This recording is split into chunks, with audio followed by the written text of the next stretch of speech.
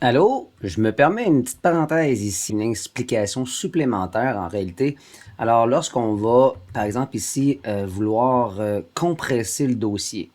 Alors, je vais faire le bouton droit de la souris et je vais aller compresser. Et ce qu'il faut comprendre ici, c'est qu'à partir du moment où je vais demander de compresser, le système va automatiquement créer un dossier pour y placer ce que je compresse. Donc, dans ce cas-ci, je viens de compresser le dossier image d'Ali qui contenait lui-même des fichiers. Alors, comme j'ai compressé, automatiquement, le système m'a créé un dossier qui, lui, contenait les fichiers.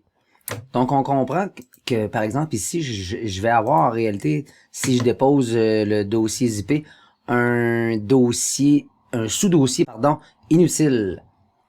Et à l'inverse, une bonne méthode serait plutôt d'entrer, tiens, dans mon dossier et de maintenant sélectionner mes fichiers pour ensuite, avec le bouton droit de la souris, compresser dans un fichier zip.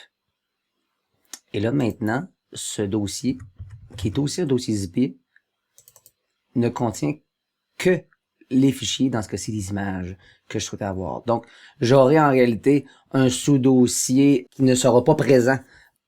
À l'inverse, si j'avais compressé le dossier comme j'ai fait tout à l'heure, à ce moment-là, je me retrouve avec un sous-dossier inutile. Alors voilà, c'était un complément d'information. Une belle journée.